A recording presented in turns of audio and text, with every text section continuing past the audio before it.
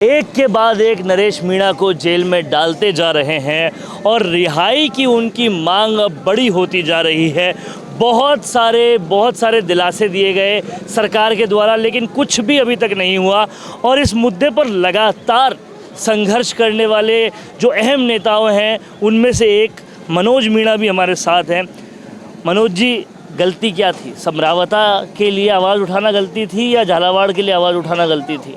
क्यों बार बार नरेश मीणा को जेल के चक्रव्यूह में डालते जाते? गलती तो इतनी है कि एक नरेश मीणा गरीब किसान घर में पैदा हुआ और लोगों के लिए, हक अधिकारों के लिए, उनके न्याय की बात कर रहा था। अब चाहे नरेश मीणा झालावाड़ गया तो झालावाड़ कोई नरेश मीणा का कोई खुद का काम तो था नहीं, कोई काम धंधे से तो गया नहीं। जब वहाँ 7 मासूम बच्चे छत गिरने से मर गए तो पीड़ित परिवार के लिए न्याय की मांग करना कोई गुनाह तो है नहीं है लोकतंत्र में।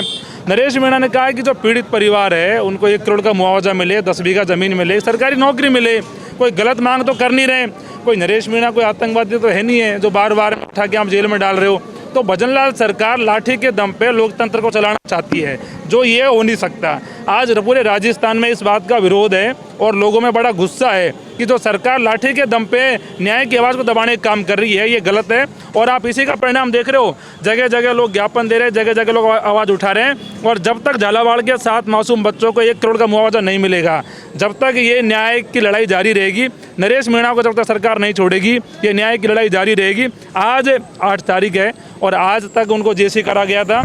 और आज अगर हमें कुछ फीडबैक नहीं मिलता है तो 16 अगस्त को नरेश जी का जन्मदिन है, तो उस दिन हमने विधानसभा घेराव का ऐलान किया हुआ है कि 16 अगस्त को फिर हम विधानसभा घेराव करेंगे और सरकार को झुकाने का काम करेंगे कि आपकी मनमर्जी नहीं चलेगी। ये लोकतंत्र आम जनता का है, ये लोकतंत्र भजनलाल जी के बाप का नहीं है जो अपनी मनमर्जी से उठा किसी को जेल में डाल दो। लेकिन जब हमने टोडा भीम के और दूसरी जगहों के लोगों से बातचीत की, बुज़ुर्गों से बातचीत की जो कि नरेश मीणा के समर्थन में ही हैं, उनका ये कहना था कि नरेश थोड़ा सा अगर धीरज रखते, कोर्ट ने कहा था कि रिहा होने के बाद कोई बड़ा आंदोलन या ऐसा सब चीज़ें नहीं करे, अगर वो करते तो अंता का चुनाव था, वो जीत जाते, एमएलए बनने के बाद चीज़ें कर लेते।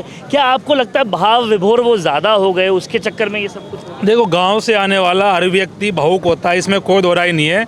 और आप जो कह रहे हो कि थोड़ा सा कंट्रोल रखते, संयम रखते, हाँ आपकी बात सही है। लेकिन जब अगर किसी के साथ अन्याय हो रहा है, जब अगर छत गिरने से 7-7 बच्चे मर जाते हैं और सरकार में कोई जिम्मेदारी नहीं लेता, किसी का इस्तीफा नहीं आता शिक्षा मंत्री का, और उन लोगों को मुआवजा नहीं मिलता, तो आदमी कितना धीरज रखे? जब आदमी के अंदर पीड़ा होती है ना साहब, जब गुस्सा होता है तो वो निकल के सामने आता है। और उसी का परिणाम है कि नरेश मीणा अस्पताल के बाहर वहाँ धरने पे मांग कर रहे थे कि 1 करोड़ रुपया मिले। मेरे को ये बताओ, जब प्लेन क्रैश हुआ, जो हादसा हुआ, हादसा कहीं नहीं होना चाहिए। वहाँ पीड़ित परिवारों को 1 करोड़ रुपये एक सरकारी नौकरी की बात हुई। जब उदयपुर में घटना हुई, कन्हैयालाल वाला कांड हुआ, तो वहाँ 1 करोड़ रुपये सरकारी नौकरी मिली। अब क्या ये बच्चे दलित आदिवासियों के थे तो सरकार क्या भीख में 10-10 लाख रुपए देगी क्या हम लोगों को? ये हमारे साथ गलत है। हम सरकार से कह रहे हैं कि अगर आप जाति धर्म देख के मुआवजे की राशि तय करोगे तो ये बिल्कुल भी ठीक नहीं है। कौन से नॉर्म्स एंड कंडीशन अप्लाई नहीं हो रहे थे, ये बताओ मेरे को। 1 करोड़ रुपए पहले क्यों दिए आप लोगों ने? तो इसी बात को लेकर वो धरना था, इसी बात को लेकर नरेश मीणा वहाँ थे। और जो सरकार ने किया वो घोर निंदनीय है और अब सरकार इसके परिणाम भुगतने को तैयार रहे। क्योंकि बीजेपी सरकार सत्ता में कहाँ से आती है साहब? पूर्वी राजस्थान से आती है। पूर्वी राजस्थान का किसान अब ये मन बना चुका है कि ऐसी सरकार जो हमारे लोगों को मारने का काम कर रही है, आने वाले समय में इनको सबक सिखाने का काम करेंगे। और जो नेता इन पार्टियों में गुलाम बन के बैठे हैं, जो आज ना तो झालावाड़ पे बोल रहे हैं, ना और मामलों पे बोल रहे हैं समाज के, ना लोगों के साथ आ रहे हैं, ना न्याय की बात कर रहे हैं। 5 साल में जीतते हैं, वोट ले लेते हैं और घर जाके सो जाते हैं। अब ऐसे नेताओं को भी ये लोग घर बैठाने काम करेंगे, क्योंकि ये पूरी लड़ाई, ये साहब पूरी अब लड़ाई एक जंग छिड़ गई है। ये व्यवस्था परिवर्तन की लड़ाई है और ये लड़ाई का आपको परिणाम मिलेगा। आने वाले समय में पूरी व्यवस्था का परिवर्तन होगा। लेकिन ये तो बहुत सारी शिकायतें सरकार से है और सरकार से ये शिकायतें जारी है, पर कुछ शिकायतें मनोज मीणा से भी है। और वो शिकायतें सबसे बड़ी जो है मैं बताता हूँ। सबसे पहली शिकायत कि मनोज मीणा जब हनुमान बेनीवाल के इतने करीब हैं तो उनको क्यों नहीं बोला नरेश मीणा के लिए आवाज़ उठाने को? वो रिहाई की मांग में क्यों नहीं है? मनोज मीणा जब किरोड़ी लाल मीणा के इतने करीब हैं, तो क्यों उनको नहीं कहा, क्यों उनके पास नहीं गए कि इस नरेश मीणा की रिहाई करने की आवाज़ में वो भी आ गया? देखो ऐसा है, हनुमान बेनीवाल जी भी साथ है और किरोड़ी लाल जी भी अपने लेवल पे प्रयास कर ही रहे। ऐसा कुछ नहीं है, हनुमान जी ने कहा है कि हम सब साथ हैं, नरेश भी हमारे साथ है और हनुमान बेनीवाल जी कोई दूर नहीं है। जिस दिन हम बड़ा प्रदर्शन करेंगे 16 अगस्त को, हमारा मन है कि अगर नरेश भाई को अगर आज कोर्ट से राहत नहीं मिलती है तो 16 अगस्त को हनुमान बेनीवाल जी को बुला लेंगे। हनुमान बेनीवाल जी तो राजस्थान की राजनीति में वो लड़ाका आदमी है साहब, जो हर गरीब किसान के मुद्दों पे लड़ता है, हर व्यक्ति के लिए न्याय की बात करता है। आज पूरे प्रदेश में कौन लड़ रहा है? जो आदमी 106 दिन से धरने पे बैठा हो शहीद स्मारक पे हमारे साथ में। पर सवाल यही खड़ा हो रहा है कि शहीद स्मारक पे 50 लोग नहीं होते तो भी हनुमान बेनीवाल होते हैं, नरेश मीणा की रिहाई में 500 लोग होते हैं तो भी हनुमान बेनीवाल नहीं होते। मनोज मीणा क्यों नहीं ला पा रहे? सुनो साहब, ऐसा है, लोगों से तय नहीं होगा कि 50 है कि 500 है वहाँ जाएंगे। ये तो क्या मुद्दा छोटा है नरेश मीणा की? नहीं, मुद्दे कोई छोटे नहीं है, लेकिन संख्या के हिसाब से हम न्याय की लड़ाई नहीं लड़ते, हम न्याय के हिसाब से न्याय की लड़ाई लड़ते हैं। चाहे ऐसा ही भर्ती का मामला, नरेश मीणा की न्याय की लड़ाई छोटी है, ऐसा ही भर्ती की? नहीं, मैंने तो कहा ही नहीं कि न्याय की लड़ाई नरेश मीणा की छोटी है। मैं कह रहा हूँ न्याय की लड़ाई सभी बड़ी है और आने वाले समय में आपको आज कर दीजिए ऐलान कि कब ला रहे हैं आप हनुमान बेनीवाल? पूरा ऐलान कर रखे है हमने तो। अब कहता रहो मैं आपसे, अगर आज राहत नहीं मिली तो फिर 16 को सरकार को दिखा देंगे ताकत कि ये गरीब किसान हनुमान बेनीवाल के साथ कमजोर नहीं समझा। हाँ, हनुमान बेनीवाल जी साथ है हमारे, एनी टाइम साथ है, हमेशा साथ है, जब कहोगे जब साथ है। भौतिक रूप से भी मौजूदगी के साथ? बिल्कुल, फिजिकल रूप से भी आपको वो मजबूती के साथ में दिखेंगे। अगर आज कोर्ट से राहत नहीं मिली, 20 तारीख को जब विधानसभा घेराव कर रहे थे 1 लाख लोगों का, उस समय भी हनुमान जी ने कहा कि मेरे को कह देना कब आना है। और फिर हम मिले थे, पूरी टीम मिली थी नरेश भाई की, तो उन्होंने कहा कि 20 तारीख को मैं तो आ रहा था, लेकिन सरकार डर गई, सरकार ने पहले छोड़ दिया। तो हनुमान जी तो वो मर्द आदमी है जो हमेशा राजनीति में गरीब किसान शोषित वंचित पीड़ितों के लिए लड़ रहे, आवाज़ उठा रहे। तो हनुमान जी आपको देखेंगे आने वाले समय में। और एक बड़ी बात और भी है, एक वक्त पे तो भजनलाल शर्मा ने भरोसा दे दिया था नरेश मीणा के पिता को कि मार्च में छोड़ देंगे, और तब विधानसभा घेराव नहीं हुआ। वो भरोसा पूरी तरह से अब ख़त्म हो गया।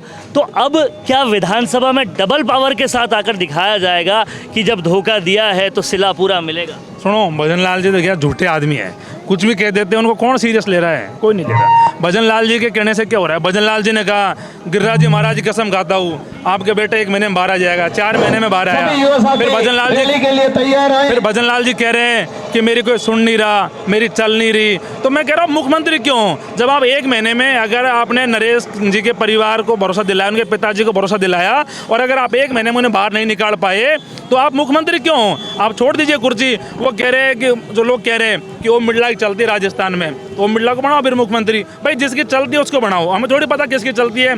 हमने तो वोट दिया, लोगों ने वोट दिया, भजनलाल जी मुख्यमंत्री हो गए। अगर भजनलाल जी नहीं चल रही तो हमारी गलती थोड़ी है।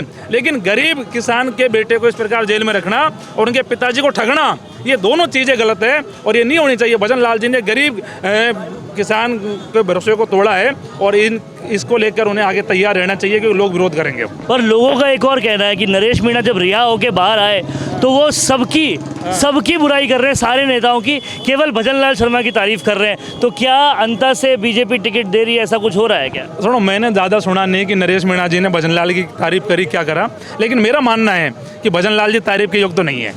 तो कहीं ना कहीं ये मनोज मीणा थे जिन्होंने एक बात का पूरा यकीन दिलाया कि अब नरेश मीणा की रिहाई के आंदोलन में हनुमान बेनीवाल आने वाले हैं और मनोज मीणा उनको लाने वाले हैं। और ये रिहाई का आंदोलन अगर 16 तारीख तक नरेश मीणा छूटते नहीं हैं, बड़ा होगा और विधानसभा में पिछली बार वाला बदला भी पूरा होगा। अब देखना ये है कि ये वादा कितना पूरा होता है और कितना बड़ा आंदोलन होता है। कैमरामैन करण और सहयोगी चेतना शर्मा के साथ वरुण बंसाली, संवाद के लिए, संवाद भारत का, भारत के लिए। अगर आपका सपना है अपना खुद का न्यूज चैनल शुरू करने का, लेकिन सोच रहे हैं कैसे शुरू करें, तो आप चिंता छोड़िए, क्योंकि आपके पास है एक ऐसा मीडिया पार्टनर जिसके पास है तजुर्बा, तकनीक और तगड़ा ट्रैक रिकॉर्ड। हमारे पास है एक दमदार न्यूज यूट्यूब चैनल, 4.5 लाख से ज्यादा सब्सक्राइबर्स और 8 करोड़ से भी ज्यादा व्यूज और 15 से 20 साल का न्यूज प्रोडक्शन एक्सपीरियंस। तो आपको चाहिए अपना न्यूज प्लेटफॉर्म, तो मिशी मीडिया सॉल्यूशंस के साथ जुड़िए, जहां मिलेंगे आपको best reporters, high quality camera shoot and edited videos, professional news setup और पॉडकास्ट सेटअप। और हाँ, आपकी पहचान अब पूरे देश तक पहुंचेगी। और तो और, हम लाए हैं आपके लिए सिंगल, मंथली और बल्क वीडियो पैकेजेस। तो अब ना होगी किसी एंकर की टेंशन और ना एडिटर हायर करने का झंझट। तो इंतजार किस बात का है? आज ही जुड़िए मिशी मीडिया सॉल्यूशन से और बनाइए अपना खुद का न्यूज ब्रांड। अधिक जानकारी के लिए अभी कॉल करें।